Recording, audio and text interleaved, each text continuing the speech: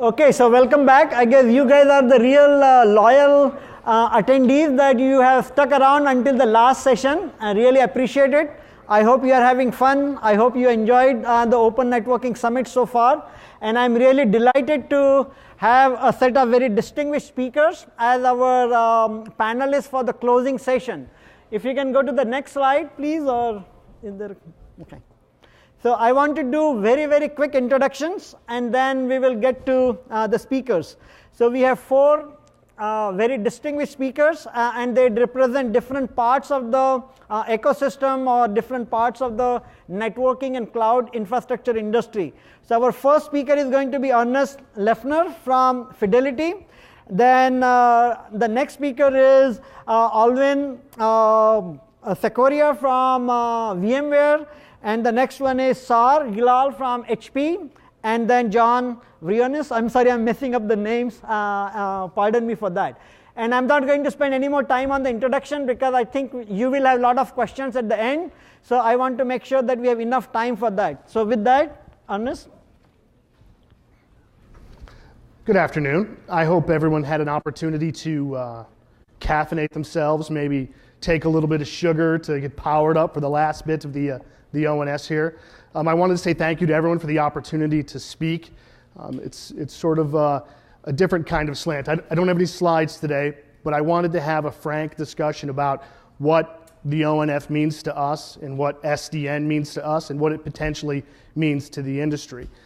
I would love to point out real quickly that even though I'm up here on the panel protected by these chairs, Alwyn is still asking me how many HP OpenFlow switches I'm looking to buy by the end of the quarter. VMware, I'm sorry, HPS. There's so many coming. I really don't know. The short answer for us and what SDN means to us is opportunity.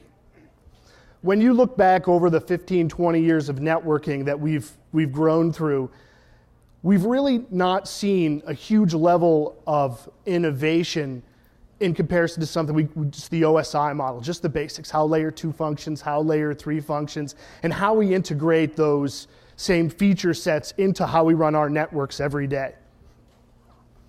You look across the spectrum, and the vendors have done an excellent job of growing the feature set, building the right kinds of functionality in to grow our networks and meet our growing business demand. But it's still on that basic principle of the OSI model that started all the way back when this whole thing got kicked off.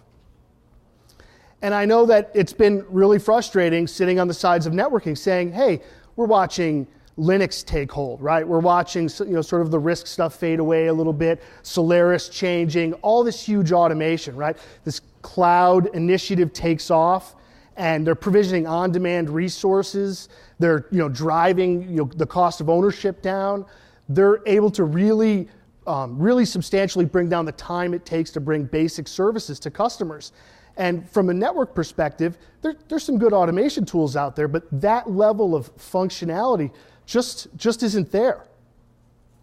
So we looked across the board and said, what opportunities do we have in the future, and where can we get involved with the open community? Where can we get involved with vendors to drive new innovation and try to find how we can systematically change the way we do networking across the board?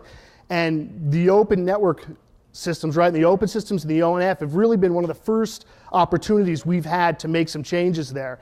Now, from a quick show of hands, how many people here are involved with direct configuration of network switches? Right? How much of that configuration is truly automated? Right? When you really look hard at it, if I want to provision a new site or if I want to bring new content on, I have to have an engineer touch every single port in the network. And when you think about that, you start multiplying that by the number of ports you need to run an infrastructure for a financial services company or someone like Google, that number just starts to defy reason.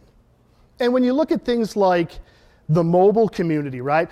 If I have one engineer that can manage 100 devices, I'm doing great, right? I'm industry leading. The mobile community can have one engineer manage 8,000 devices.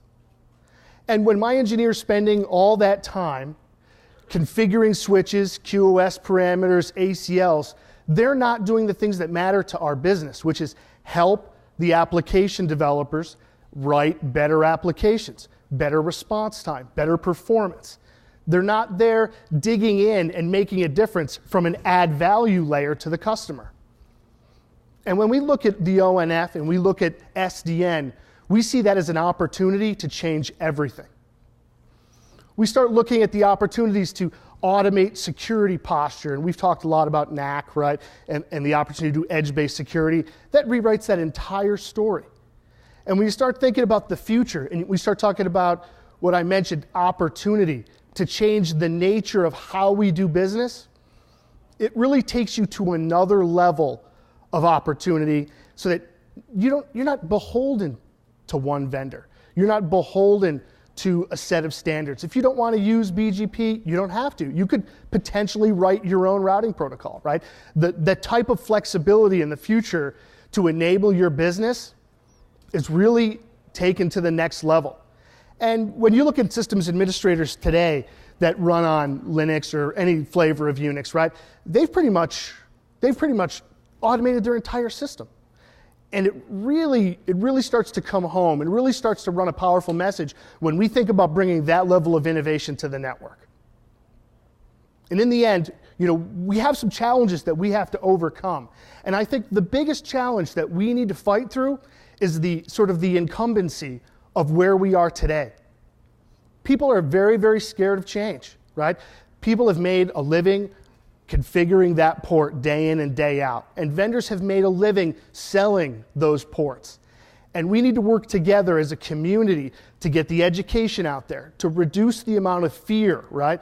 To really understand the risks that are in front of us, to make the right kind of decisions to drive innovation. And that single-handedly, I think, is really what's going to turn this industry around and what's really going to make a difference. So that when we talk about networking in 5 years, we're going to have a fundamental different discussion than what's my layer 2 segment, right? What's my layer 3 protocol look like, right? We're going to be talking about, hey, I've enabled my network so that I can autonomously detect what's the best path and provide the best performance to my customer. That's really where the win is. And there were some great questions. I'll close on this one piece. There were some great questions earlier. The way OpenFlow stands today, it was asked, can you do what OpenFlow does today with the existing feature set?